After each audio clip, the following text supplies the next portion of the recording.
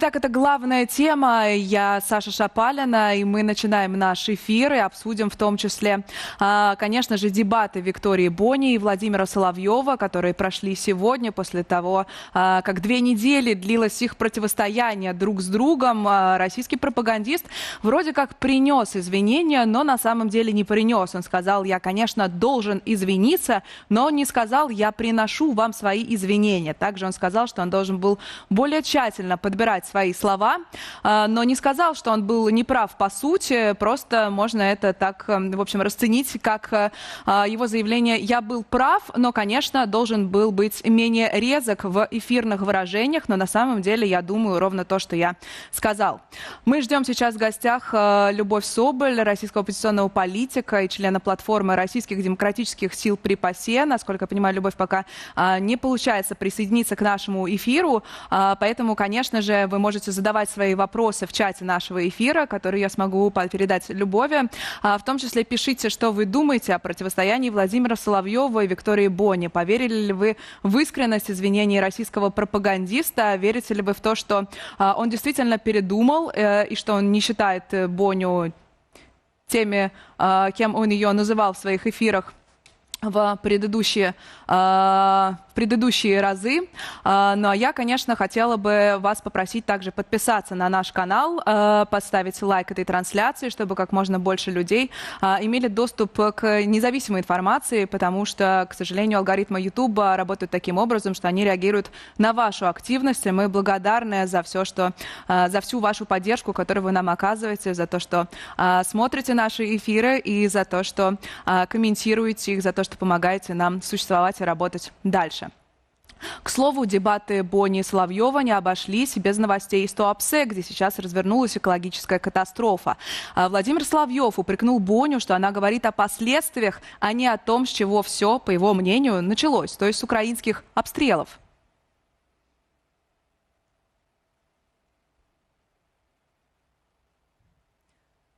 У вас в Монако сегодня прилеты были? Нет. А у нас прилеты по территории идут. Вик, у нас война идет. В общем, Соловьев открыто сказал, что в России идет война, но он забыл о том, кто ее начал, потому что ничего этого вообще бы не было, если бы Россия не начала свою войну в Украине. Так что, если уж и говорить о истоках, то это путинский просчет, когда тот надеялся быстро расправиться с Украиной, но в итоге втянул свою же страну в затяжную войну. Обсудим это и другие новости с Любовью Соболь, российским оппозиционным политиком и членом Российской демократической платформы при ПАСЕ. Любовь или Люба, можно я буду на «ты», если ты не против. Рада тебя приветствовать в эфире. Взаимно, спасибо за приглашение. Привет, зрители. Я хотела тебя спросить для начала, конечно, про вот это противостояние российских блогеров, назовем их так, Виктории Бони и Владимира Соловьева, хотя Владимир Соловьев, конечно, не только блогер, но и пропагандист на зарплате, который он получает из российского бюджета. Веришь ли ты в то, что он действительно извинился сегодня, и почему он так сделал? Многие уже какие-то теории заговора строят, что, мол, в администрации президента ему приказали каким-то образом помириться с влиятельной, очень популярной Викторией Боней. Я думаю, конечно, все свои действия он согласует с Кремлем, поэтому я действительно считаю так, что все свои заявления, основные какие-то тейки, месседжи, которые он произносил сегодня или когда они там разговаривали в эфире, я думаю, что, конечно, это было после согласования с администрацией президента. И я не смотрела полностью, вот видела сейчас отрывы, какие-то другие отрывки в социальных сетях, но, судя по всему, действительно, то есть они проговорили, что ему лучше, да, говорить, на какие моменты там опираться, а какие, наоборот, о каких моментах, наоборот, промолчать. И разговор был, если честно, не очень справедливым, потому что, условно говоря, то, что можно было произносить Соловьеву, нельзя было произносить Виктории Бони, да, если бы она бы начала рассказывать про войну, и на самом деле, да, действительно, кто ее начал и кто стоит за тем, что произошло в Анапе. В том числе мазут был разлит судном, которое записано на фирму Игоря Сечина, близкого друга Путина и там, секретаря по еще 90-м годам из Санкт-Петербургской мэрии. Поэтому, если бы все это произнесла Боня в эфире, то, конечно, бы на нее, наверное, возбудили уголовное дело. Поэтому здесь такой немного нечестный разговор, не в равных позициях стояли. А насколько ты веришь в то, что Виктория Боня — это, в общем, такой действительно глаз народа, который сейчас просто по доброте душевной как-то искренне озаботилась вот этой социальной повесткой? Она, конечно, не говорит про острополитические темы, но озвучивает то, что волнует людей в России, потому что тоже до сих пор многие уверены, что это какой-то такой проект Кремля, чтобы то ли выпустить пар, то ли что-то еще.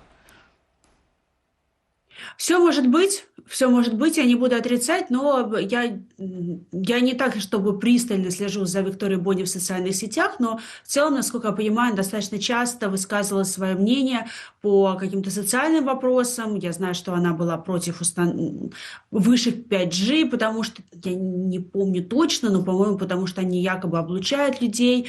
У нее было свое достаточно очень радикальное, я бы сказала, такое конспирологическое видение по коронавирусу, она тоже его активно озвучивала. Здесь просто так совпало, что она как бы попала в нерв людей с тем, что она на самом деле думает. И, там, она, конечно, сказала, там, да, что Путин не в курсе и так далее. Я не думаю, что она так считает.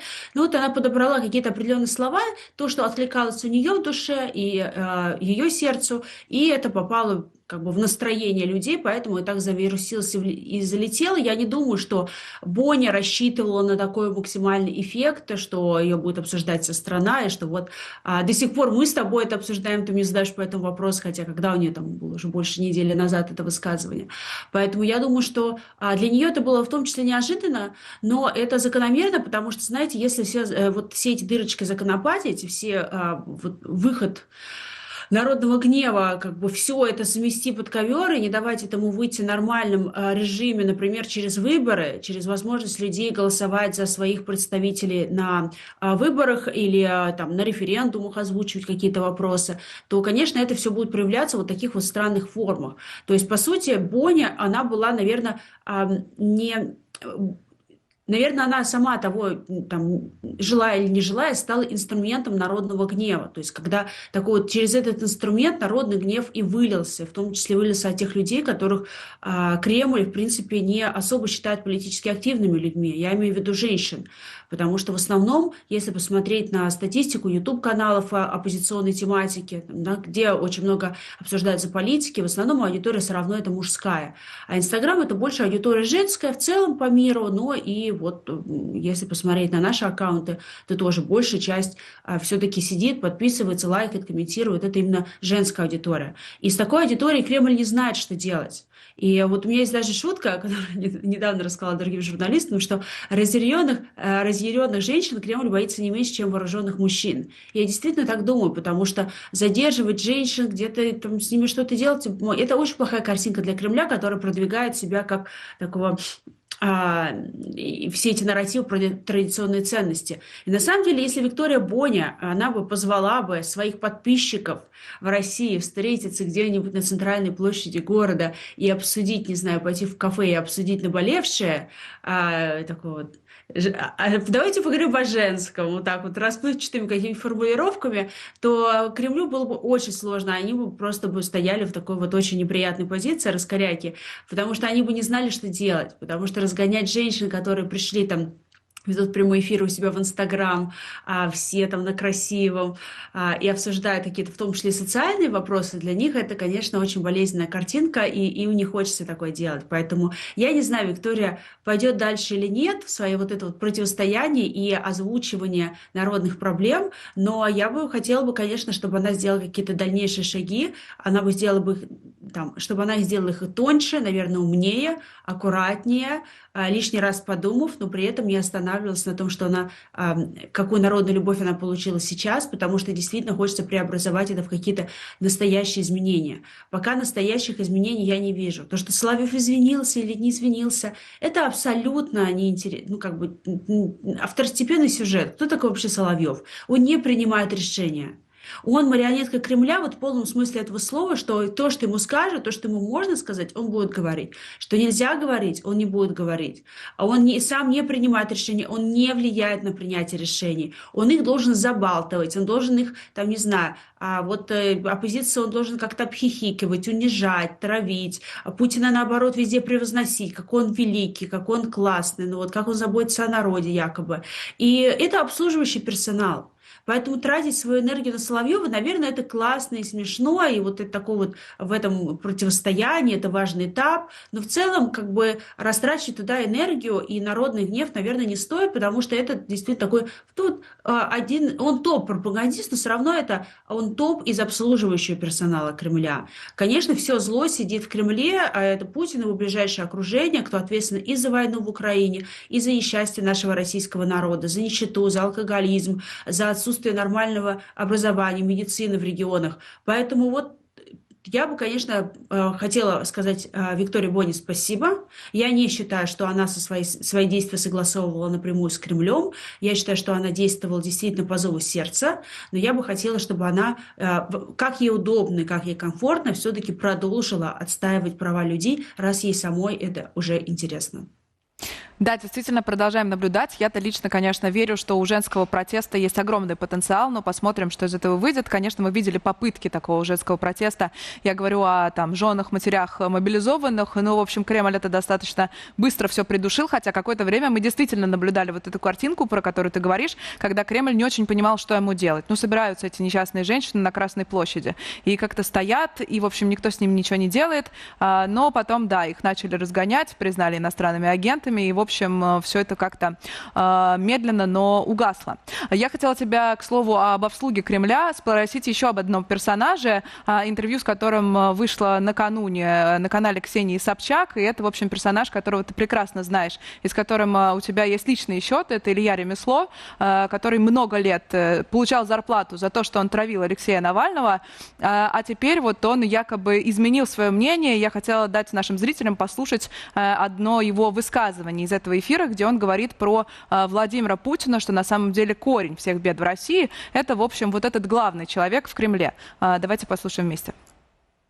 Я давно уже понимал, что главной причиной всех проблем, которые являются сейчас в нашей стране, это не Кириенко, там, не мессенджер Макс, не АП, а человек, который находится на самом верху, который всем этим управляет. Это Владимир Путин. Это же очевидно. Это все знают об этом военкоры, знают об этом лидеры общественного мнения. Вы знаете, да, как бы, но практически все боятся сказать, что именно вот этот человек виновен, и именно при нем наша страна опускается вот в это невозможное дно.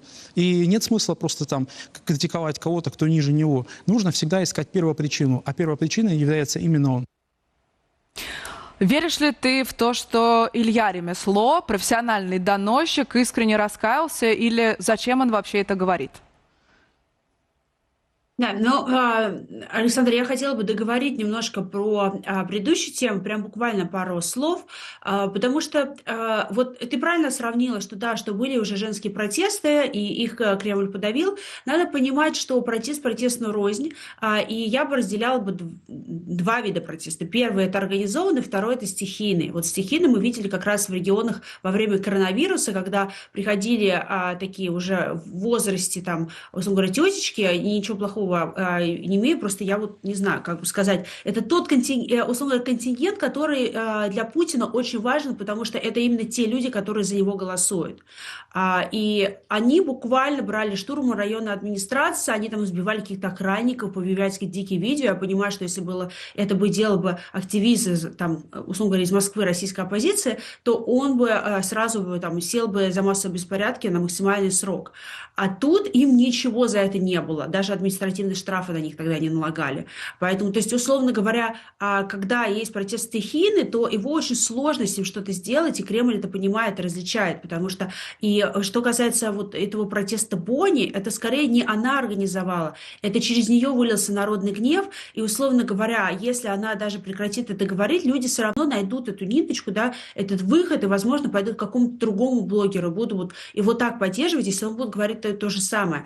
Поэтому я думаю, что вот с стихийным протестом очень сложно справиться, потому что ты эту волну пытаешься подсечь, а она может тебя захлестнуть. Следующая волна может быть сильнее, как это было, например, во время второго Майдана в Украине, когда они разогнали там тех людей, которые вышли на площадь, а пришло еще больше. Да, вот это так работает стихийный протест. Ты не знаешь, ты подсекаешь волну или ты вызываешь большую волну. Когда протест такой вот именно технически организованный, да, когда есть какой-то конкретный лидер, который куда-то конкретно призвал, там, это вот там ведет какую-то инструментальную кампанию, там, да, чтобы этот протест случился, тогда его прекратить гораздо легче, потому что ты блокируешь этих лидеров, и все, и протест затихает.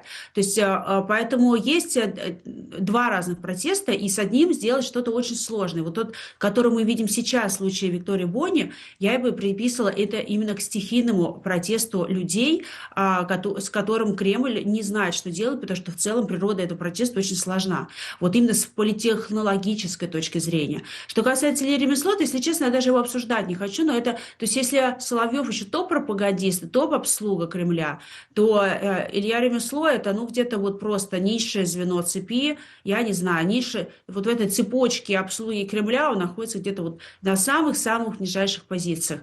Поэтому что он там заявляет, абсолютно неинтересно, он не является точно уж никаким глазом народа, он преследует свои интересы. Какие это интересы, я думаю, в ближайшее время узнаем. Одна из версий, которая может быть, это то, что он пытается привлечь себе внимание, стать очень шумным и таким вот неудобным для Кремля, потому что за его кураторами в Кремле, там, в администрацию президента пришли, есть какой-то передел, условно говоря, вот этого вот рынка там, каких-то там отдельных там пропагандистов, и поэтому он просто пытается себя так спасти, выплыть немножко на поверхность, чтобы его просто так вот без шума не сожрали. Что если сожрут, то хотя бы с помпой, с фанфарами и на всю страну. Но есть и другие версии. В целом, в принципе, абсолютно неинтересно. Понятно, что все пропагандисты, которые обслуживают Путина, это люди, которые пораженные, которые все понимают, что происходит, которые понимают, что их начальники убивают детей в Украине, бомбят мирные дома, которые сделали наши регионы, просто поставили на зависимое положение от Китая, которые не развивают нашу страну, которые только зарабатывают себе на дворцы, яхты и прекрасную жизнь где-нибудь в Куршавеле, которые не заботятся о том, как живет на самом деле наш народ. И они все это знают и все равно за мелкий прайс обслуживают этих людей. Ну, сколько он там называл, помню. Я не смотрела видео, но, опять же, по соцсетям там где-то читала вот то, что там было.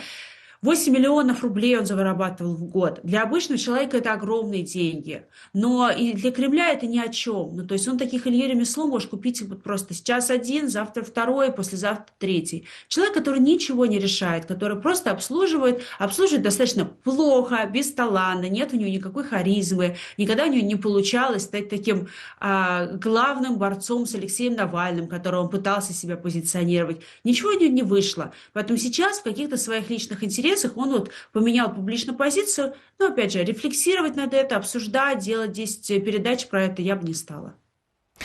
Да, но действительно все-таки просматривается некоторая тенденция, что лояльные Кремлю блогеры начинают критиковать Кремль, начинают указывать на какие-то ошибки. И, в общем, наверное, сам по себе Илья Ремесло действительно никакого значения не имеет. Но вот эта волна разочарования, которая, видимо, вызвана усталостью от той войны, которую Путин начал, или чем-то еще, в общем, все-таки такая симптоматичная. Люба, я попрошу тебя 10 секунд подождать. Сейчас сделаем техническую паузу. Я напомню нашим зрителям, что это программа «Главная тема». Меня зовут Саша Шапалина. У нас в гостях находится Любовь Соболь.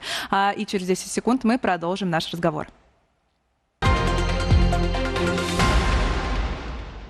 Это программа «Главная тема». Меня зовут Саша Шапалина. Сегодня у нас в гостях Любовь Соболь, российский оппозиционный политик, член платформы российских демократических сил при ПАСЕ.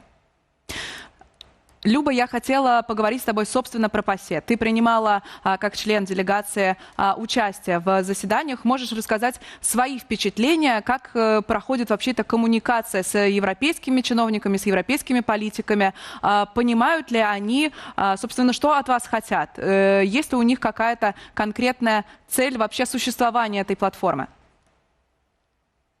Ну, на самом деле от нас ничего не хотят, это мы должны чего-то хотеть, ходить, предлагать, встречаться и обсуждать повестку, которая интересна антивоенным россиянам.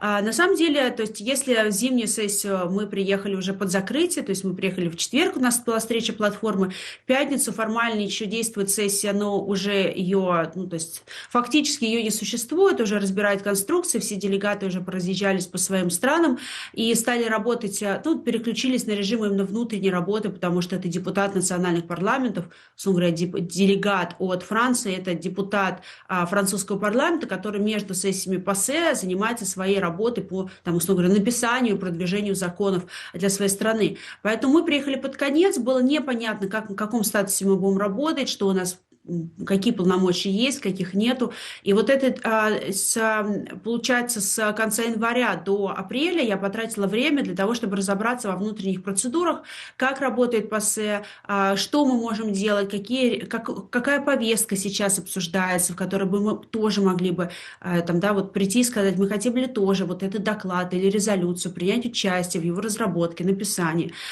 И вот на это у меня ушли последние пару месяцев, а сейчас, и плюс я назначила достаточно много встреч. У меня вот за 3 дня было более 15 мероприятий, большая часть из которых были индивидуальные встречи, и я вижу, что не все, конечно, платформенники вообще, там есть платформенники, которые даже то есть уже 2 заседания платформы пропустили, есть те, которые не пропускают, но вообще не включились в работу. Для меня это странно, потому что у нас всего год для, вот как нас назначили, да, вот со стороны ПАСЕ на год.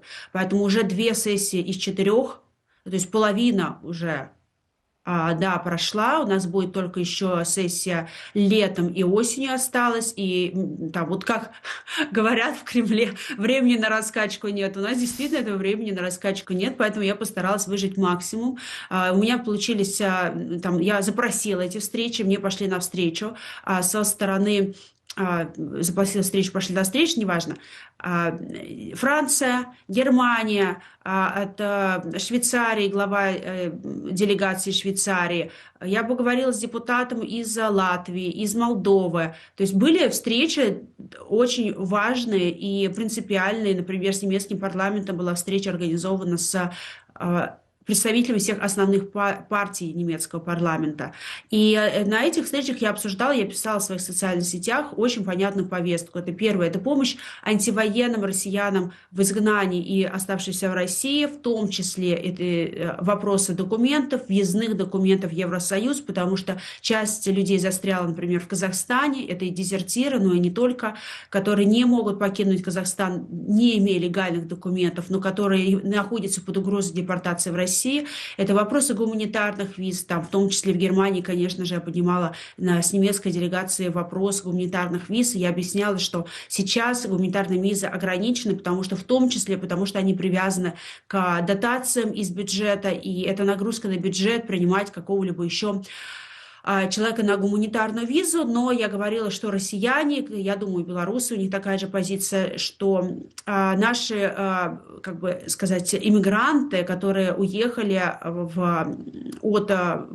от репрессий, от войны в Украине, это люди, которые готовы работать, которые готовы приносить налоги в местные бюджеты, которые хотят иметь легальный статус, и это в целом выгодно для стран, где пребывают наши иммигранты, потому что если у них человек выдавлен в нелегальное поле, у него нет легальных документов, он, ну, то есть, получается, он не платит налоги, он не учтен, он такой вот, ну, маргинализируется, по сути.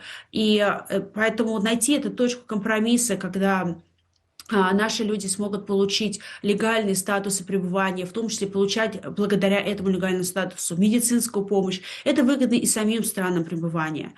Второй вопрос, который я обсуждала, это блокировки российского интернета. Что может Европа сделать для того, чтобы помочь как-то в взаимодействии с теми же компаниями Apple и Google, потому что блокировки носят тотальный характер в России. Я выступаю за удаление мессенджера Max из приложений, из магазинов приложений Apple и Google, против того, чтобы Apple шло на давление из Кремля и Роскомнадзора и удаляло VPN-сервисы из своих магазинов приложений. То есть в целом вот вся эта большая тема блокировок, цензуры в российском интернете, это тоже я старалась поднять на высокий международный уровень и найти возможности для того, чтобы люди там, условно говоря, продвигались, стали нашими союзниками в этой борьбе. В том числе у нас была встреча уже группового характера в постоянном представительстве Франции при Совете Европы. Там в том числе находился бывший посол Франции в Казахстане, поэтому вопросы пребывания наших людей в Казахстане, вопросы блокировок, цензуры, гуманитарных виз, это тоже все там обсуждалось. Например, Франция одна из немногих стран, которая выдает и визные документы для людей, которые находятся вне стран ЕС и не имеют возможность получить загранпаспорт. Одна из немногих стран, по-моему, единственная вообще, которая помогает очень точечно, очень мало, но тем не менее дезертиров с войны в Украине. И я просила, во-первых, благодарила их, а во-вторых, просила расширить эти каналы помощи, потому что гораздо больше людей нуждается сейчас в поддержке. И поэтому вот такие вопросы были обсуждены, в том числе политического характера. Я продвигаю заявление, например, по непризнанию выборов в Госдуму, которые пройдут выборов в кавычках в сентябре этого года, легитимными, честными, открытыми. И это не просто символический жест. Я действительно хочу, чтобы путинских назначенцев не принимали на международном уровне как легитимных представителей россиян, потому что они ими не являются. Ну и другие вопросы, естественно, обсуждали всегда войну в Украине, естественно, обсуждали, очень много было вопросов про падение рейтингов Путина и, конечно, по вопросам политических заключенных, потенциальным будущим обменам, это все тоже было на повестке дня. Поэтому со своей стороны я приложила максимум возможного, чтобы достучаться до парламентариев из других стран, чтобы встретиться, чтобы познакомиться, чтобы объяснить, какие задачи какие задачи я продвигаю на этой платформе, что в головах у моих единомышленников, о чем мы можем с ними где-то предметно разговаривать и что могло бы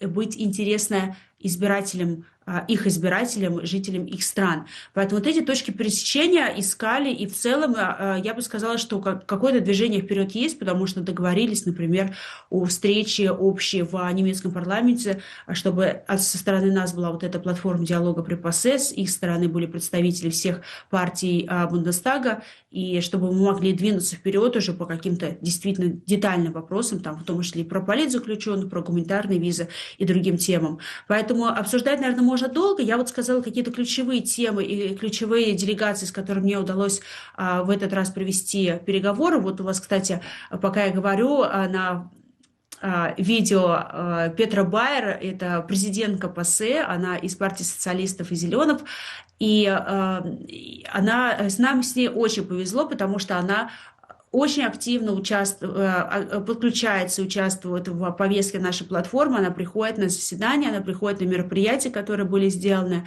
от лица платформы, она в них участвует, она достаточно плотно общается, она готова выделять личное время для того, чтобы погрузиться в повестку, дать какие-то советы, рекомендацию, обратную связь. Поэтому в целом я бы сказала, что платформа работает.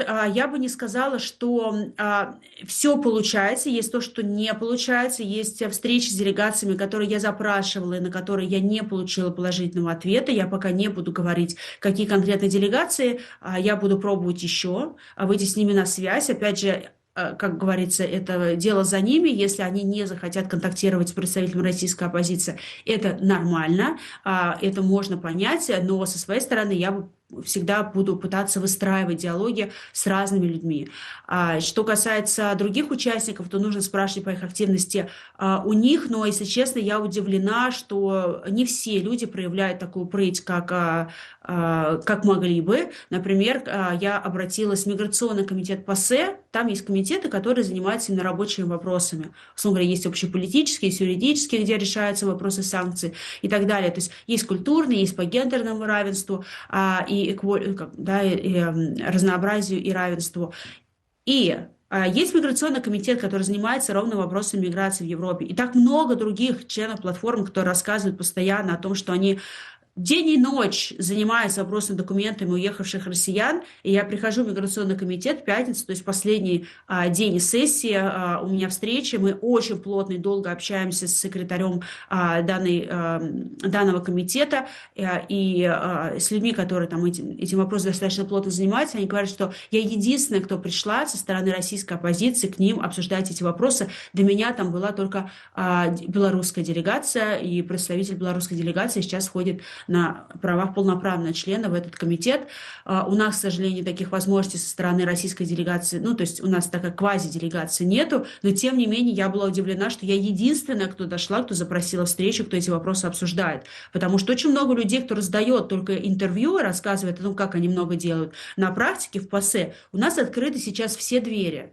Я для чего это говорю? Что открыты все двери. Иди, работай по разным направлениям, ломись во все двери, большинство из них тебя откроют, примут, будут слушать и будут пытаться проработать какие-то дальнейшие шаги.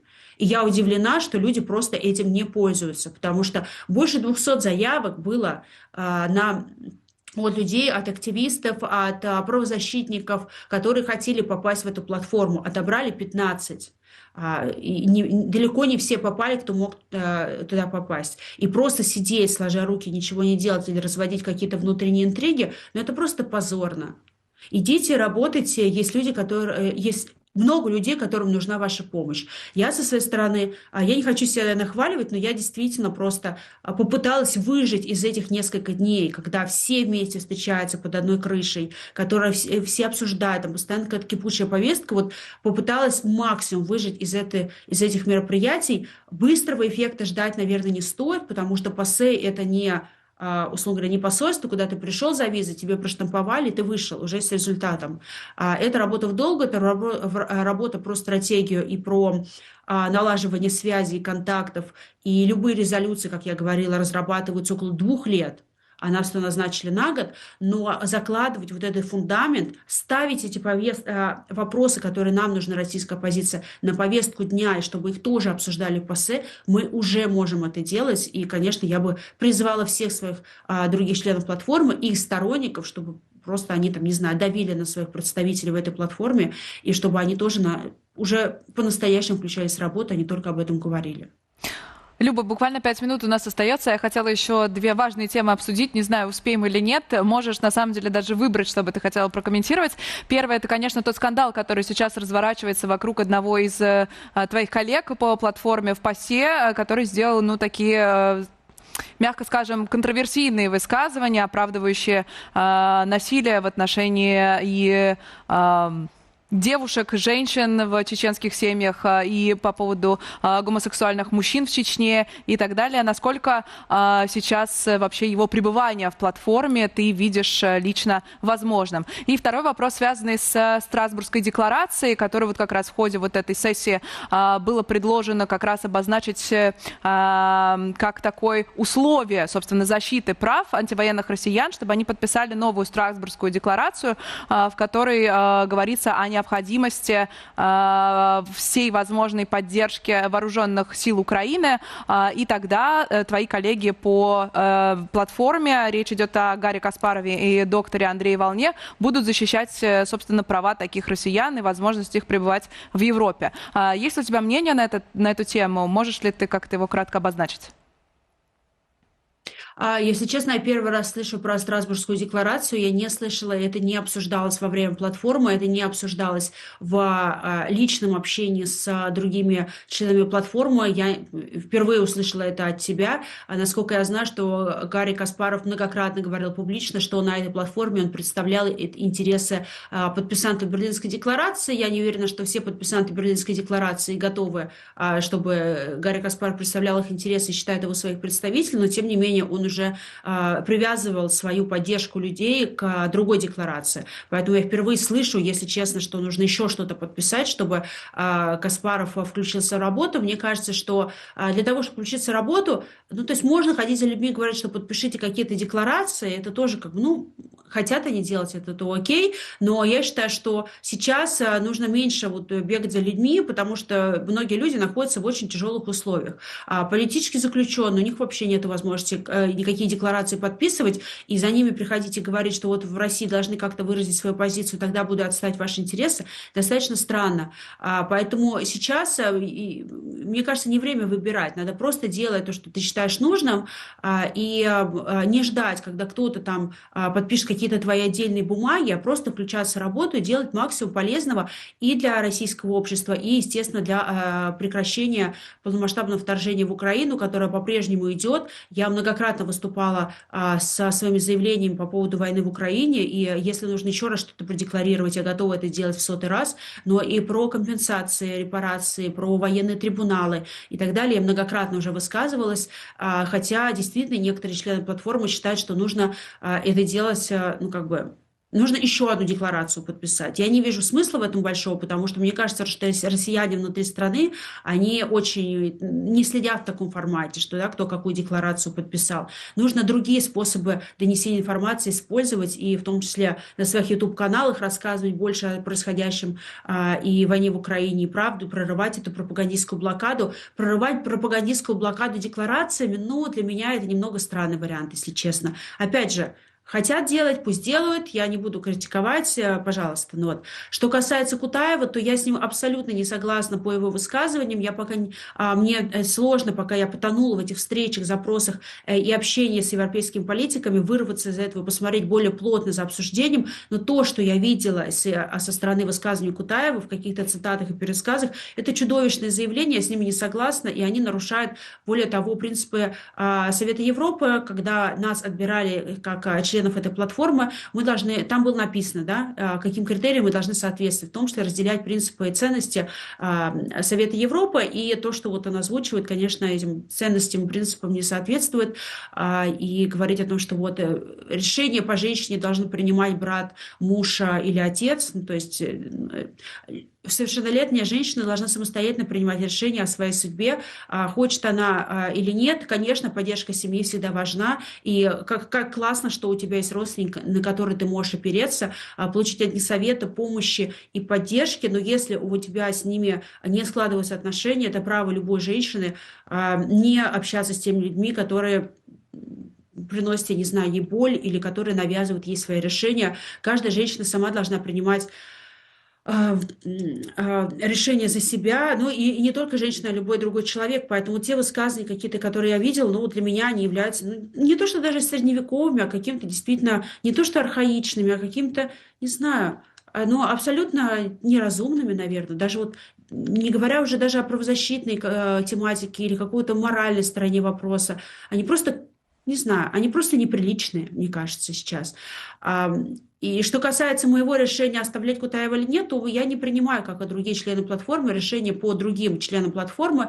У нас нет права объединиться, проголосовать и кого-то исключить из своего числа. Нам таких возможностей нет. Условно говоря, в других национальных делегациях также работает по-другому. Условно говоря, есть в немецкой делегации представители АФД, ультраправых, представители зеленых, там другие совершенно партии, которые не могут сидеть за одним столом с друг другом, у которых абсолютно разная повестка, которые друг друга считают, там, не знаю, радикалами и людьми, которые не будут слышать другую точку зрения, и при этом они находятся внутри одной немецкой делегации, просто работают по разным партиям, по разным комитетам. Поэтому у нас примерно, нас когда образовывали, у нас неполноценная делегация, но примерно на таких же принципах. То есть у нас нет права никого исключить из своего состава, но свою позицию я продекларировала в своих социальных сетях, что с этими заявлениями я не согласна и считаю их неправильными и на самом деле чудовищными.